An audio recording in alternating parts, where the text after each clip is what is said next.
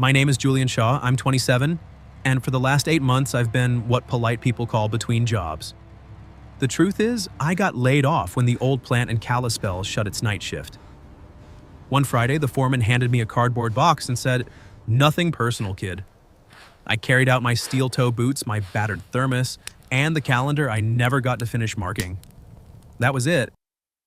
I've been living on savings that feel more like a countdown than a cushion. Picking up day labor when I can fixing snowblowers for neighbors, patching roofs before the first hard freeze. My apartment is a one-bedroom above a laundromat that smells like bleach and dryer sheets at 3 in the morning. Most nights, I lie awake listening to the spin cycle and wonder how many more months I can stretch a single bag of rice. Today is supposed to be different.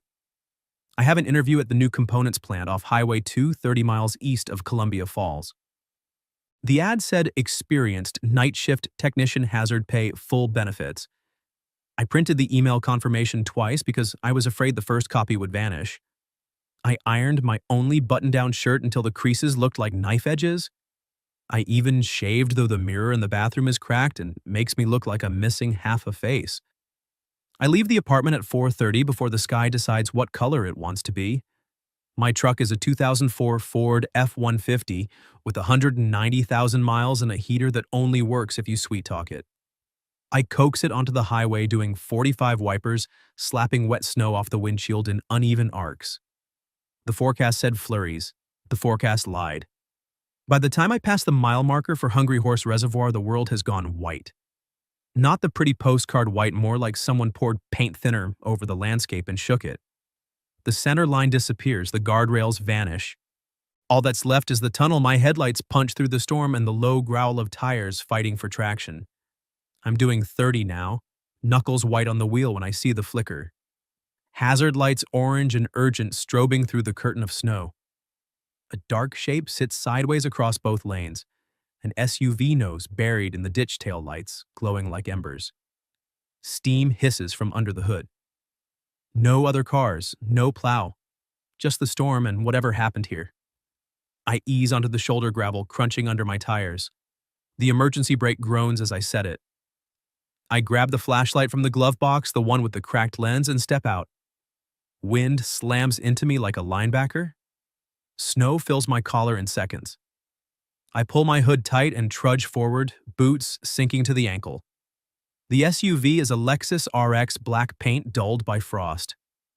Driver's side door crumpled inward. The window is spiderwebbed but intact. Inside, a woman is slumped against the steering wheel. Seatbelt still on. Blood dark against her temple, trickling into the collar of a gray cashmere sweater. She isn't moving. I yank the handle. Locked. Of course. I slam my palm against the glass. "Hey, can you hear me?" Nothing. The engine ticks as it cools. I circle to the passenger side, also locked. Back to the driver's door. I wedge the tire iron from my truck bed between the frame and the window, lever it down. Metal screams. The glass shatters into the snow. I reach in, pop the lock, and pull the door open against the wind.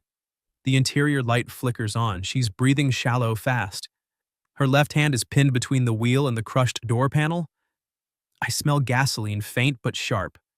"Ma'am, I'm gonna get you out. Hold on." My voice sounds foreign, too calm. I slide the blade of my pocket knife under the seatbelt saw through the nylon. It parts with a soft rip. I brace one arm under her shoulders, the other under her knees, and lift. She's heavier than she looks, dead weight, but I manage. Her head lolls against my chest. The ditch is filling fast. Another 10 minutes, and the whole car will be a snowdrift. I scan the roadside. 200 yards back, half hidden by pines, is the old hunting cabin the locals call the Last Chance. Boarded windows, sagging roof, but it has a chimney and a door that still latches. I've passed it 100 times and never thought I'd need it. I carry her through the storm. Snow lashes my face. My boots slip on ice. Her breath is warm against my neck, the only proof she's still alive. The cabin door sticks. I kick it open. Inside smells of mouse nests and damp pine. Moonlight leaks through gaps in the boards. I lay her on the floor near the stone hearth, grab the emergency blanket from my truck's toolbox, silver mylar, the kind that looks like tinfoil but saves lives. I build a fire with the dry kindling stacked in the corner. My hands shake as I strike the lighter. Flames catch small but steady. I wrap the blanket around her, tuck it under her chin. Her pulse is strong under my fingers. The cut on her forehead has slowed to a seep. I press a clean shop rag from my pocket against it. Minutes stretch. The fire pops. Outside, the wind howls like it's trying to get in. I sit back on my heels, suddenly aware of how quiet it is except for the storm. My phone has one bar, then none. I try 911 anyway, no signal. She stirs. Eyelashes flutter. Her eyes open gray-green sharp, even through the haze of pain they lock on me unblinking. Your name? Her voice is hoarse but steady. Julian. A pause. She winces as she tries to sit up. My name is Eva. No last name, no questions. Just those 3 words like she's testing if her tongue still works. I help her lean against the wall. She watches the fire, then me, then the fire again. The silence between us isn't awkward, it's necessary. I don't ask who she is or where she was going. She doesn't ask why I stopped. We're 2 strangers sharing the same small circle of warmth, and for now that's enough. The fire settles into a low, steady crackle, throwing shadows that dance across the rough-hewn walls. I feed it another split log from the pile someone left seasons ago. The wood is dry enough to burn hot, but not hot enough to waste. Eva sits with her back against the wall, knees drawn up under the silver blanket. Her left wrist rests in her lap at an angle that makes my stomach turn swollen, already bruising purple beneath the skin. I kneel beside her. Let me see the wrist. She hesps a short breath but extends the arm. The joint is displaced, the hand rotated too far inward. I've seen this before on the shop floor guys who caught a limb in a conveyor belt. Nothing broken, but the ligaments are screaming. Gonna hurt, I warn. Do it. I brace her forearm against my thigh, grip her hand with both of mine, and pull in one smooth motion. There's a soft pop, like a knuckle cracking, followed by her sharp inhale. She doesn't cry out.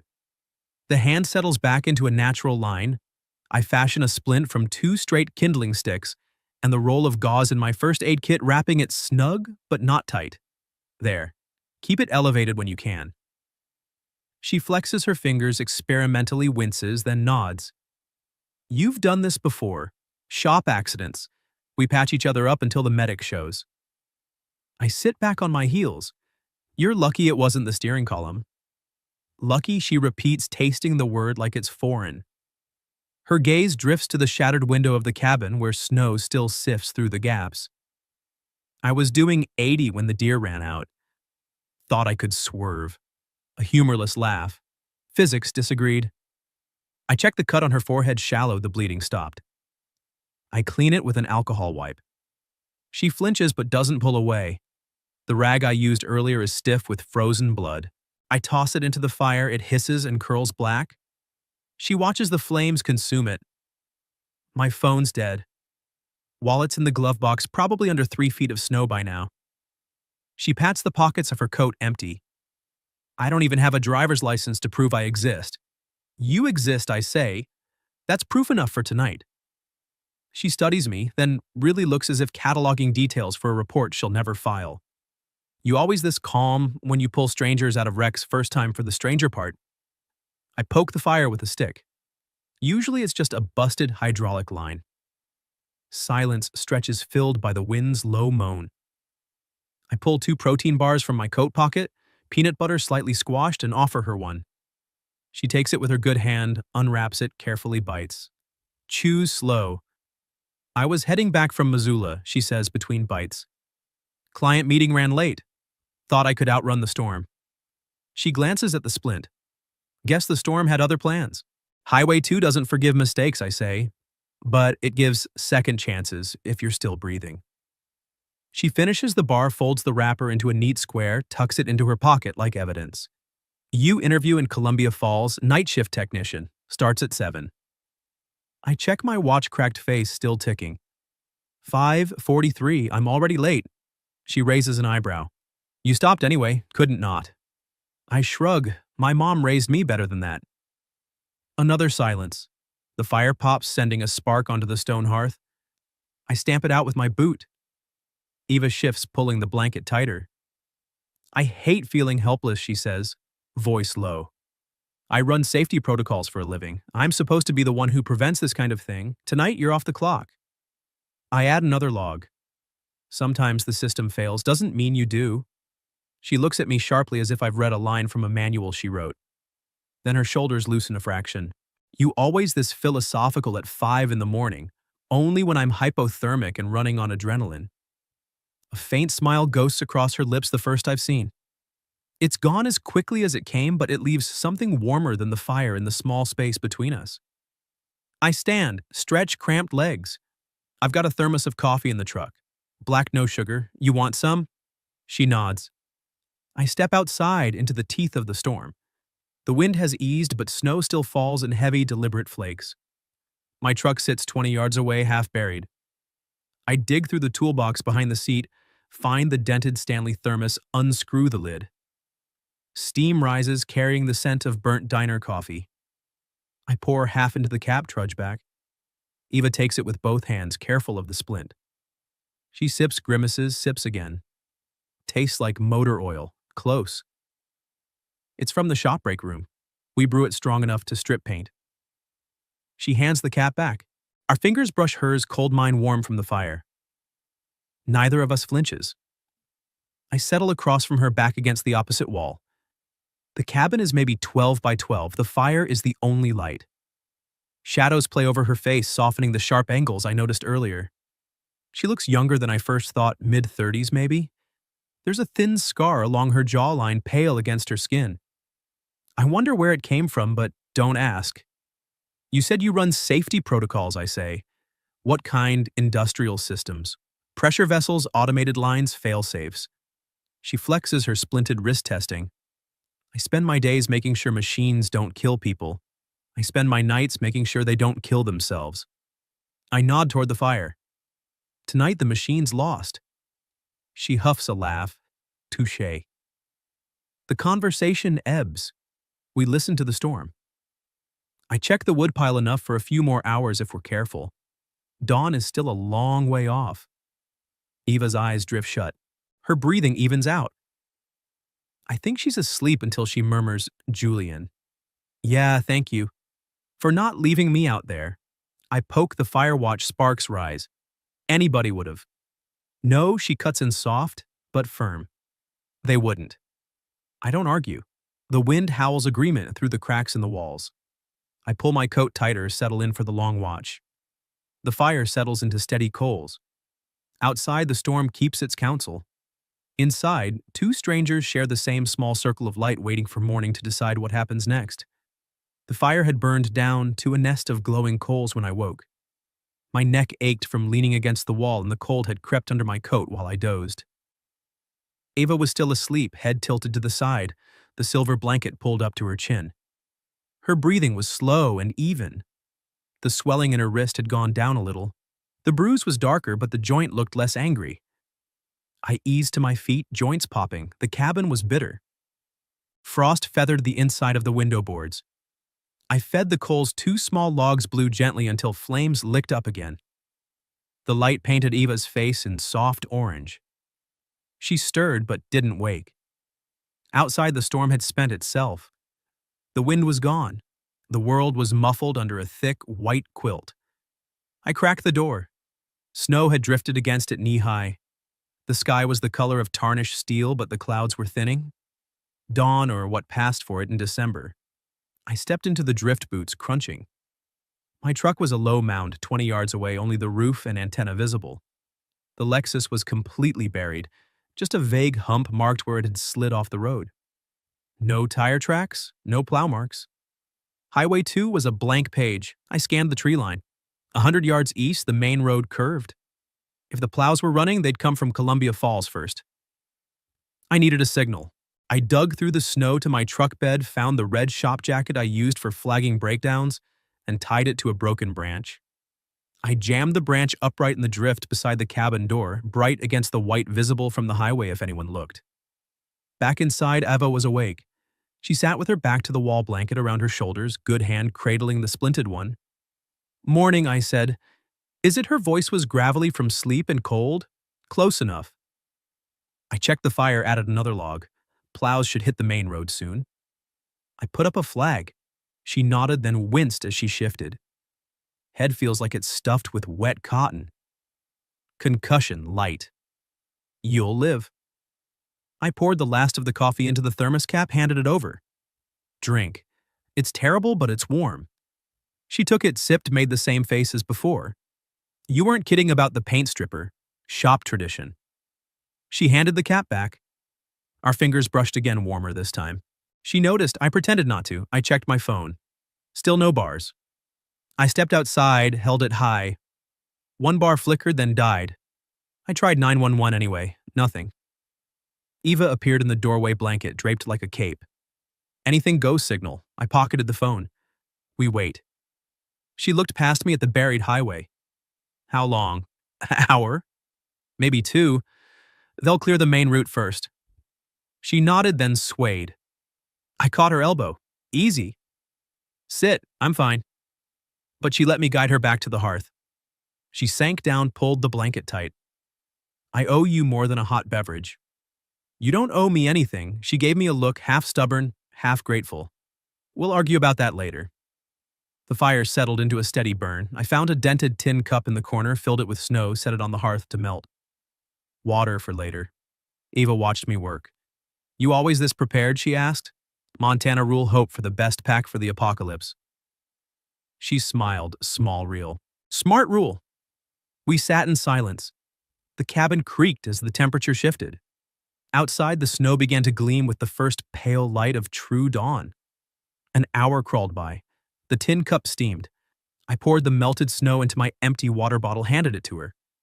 She drank, then passed it back. Julian, she said quietly. Why did you stop? I poked the fire. Saw the hazards, knew what it meant. That's not what I asked. I met her eyes. Because leaving you wasn't an option. She held my gaze a long moment, then looked away. Most people would have kept driving. Most people aren't me. Another silence, then faint but growing the low rumble of a diesel engine. I stood cross to the door. Through the gap in the boards, I saw headlights cutting through the snow-orange plow blade, pushing a wall of white. I grabbed the red jacket branch, waved it high. The plow slowed. A second vehicle followed, a Montana Highway Patrol SUV, lights flashing silent blue and red. They saw us. I turned to Ava. Rides here. She stood, blanket slipping from her shoulders. She folded it neatly, set it on the hearth. Guess this is goodbye, for now. The patrolman approached, boots crunching. You two okay? Minor injuries, I said. She needs a hospital check. He nodded, radioed it in. A paramedic climbed out of the second truck, kit in hand. Eva let them guide her to the stretcher. They wrapped her in a real blanket, checked vitals. She looked back once as they lifted her. Thank you, Julian, she called. I mean it. I raised a hand. Live well, Eva. The doors closed. The ambulance pulled away, tires churning snow. The plow followed, carving a path west. I stood in the doorway until the taillights vanished. The cabin felt suddenly too big, too quiet. I banked the fire, scattered the ashes, closed the door behind me. My truck started on the third try. I brushed snow from the windshield, climbed in. The clock read 8:17. The interview was long gone. I eased onto the freshly plowed lane tires, humming on packed snow. The storm was over. The road stretched clear ahead. I didn't look back. The industrial park looked smaller than the online photos, a cluster of low concrete buildings ringed by chain link and razor wire. Snowplows had carved narrow lanes between the lots. The air smelled of diesel and hot brakes. I parked the F-150 and visitor overflow killed the engine and sat for a minute staring at the blood crust on my sleeve. 8 hours ago, it was fresh. Now it was a map of the night. Inside the lobby, fluorescent lights buzzed overhead. The receptionist, name tag Karen, looked up from her monitor and did a double take at my shirt. Mr. Shaw, you're late. Storm on Highway 2. Had to pull someone out of a wreck. Her eyebrows rose, but she tapped the keyboard. Interview was scheduled for 7. Policy says a door behind her opened. Ava stepped through, hair pulled back in a neat twist white blouse, crisp company badge clipped at the collar. The bruise on her temple was hidden under a thin layer of makeup, but the splint on her wrist was unmistakable. She looked like she belonged here. She looked like she ran the place. Karen sent him to Conference B. Her voice carried the same calm authority I'd heard in the cabin, only now it filled the room. I'll take it from here. Karen's mouth opened-closed. Yes, Ms. Larson. Ava didn't wait. She turned and walked. I followed Boots, leaving wet prints on the tile. Conference B was a windowless box with a table, 4 chairs, and a whiteboard still smelling of dry erase marker. She shut the door, gestured to a seat. Sit. I sat. She didn't. She leaned against the table, arms folded, studying me like a schematic. You're bleeding on my furniture. I glanced at my sleeve. It's dry, still. She reached into a drawer, pulled out a clean shop towel, tossed it over. I pressed it to the stain. She watched a second longer, then pulled out the chair opposite me and finally sat. Tell me about the pressure line incident at Kalispell. Straight to it. No small talk. I exhaled, leaned forward. Last March. Main feed to the hydraulic press developed a pinhole. Sensor was reading normal, but I smelled hot oil. Shut the line, isolated the valve, bled the pressure manually. 10 minutes later, the fitting blew. Would have taken out 3 stations and anyone standing nearby. She nodded once, made a note on a yellow pad. You overrode the PLC, had to. Failsafe was stuck open. Risky. Less risky than letting it vent at 2,000 psi. Another note. Her pen moved fast, precise. Night shift. You comfortable with 12-hour rotations? Been doing it 6 years. Safety certs OSHA. 30 confined space, lockout, tagout. Expired last month, budget cuts. She tapped the pen against the pad. You were late today. Saved a life. Figured it balanced the scales. A corner of her mouth twitched, almost a smile. It does. Silence stretched. She flipped a page. The ad was for a technician. I'm offering something different. Safety system support. You'd shadow me, audit sensors, write protocols. Starts Monday. $42K to start, full benefits. Hazard bump when we go live on the new line. I blinked. That's above the posting. It's what the job's worth. She slid a folder across the table. Inside, offer letter, NDA badge application. Sign by 5 or it goes to the next name on the list. I opened the folder. The salary was printed in bold. My pulse kicked. You're the hiring manager, safety operations. I sign off on anyone who touches a pressure valve. She leaned back. I also sign off on anyone who pulls me out of a ditch in a blizzard. I met her eyes. This isn't charity. No, it's recognition. She stood. You see things machines don't. That's rare. I scanned the pages, standard legalese, but the numbers didn't lie. I clicked the pen she'd left on the table, signed where the sticky arrow pointed. She took the folder, tucked it under her arm. HR will send onboarding.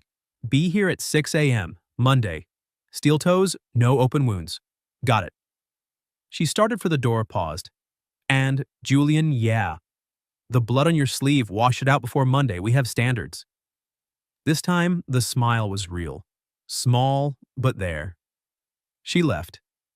The door clicked shut behind her. I sat a moment longer, staring at the empty table. The towel in my hand was spotted dark red. I folded it, pocketed it. My reflection in the polished surface looked the same, tired eyes, 2-day stubble, but something had shifted. The storm had passed and the road ahead was clear.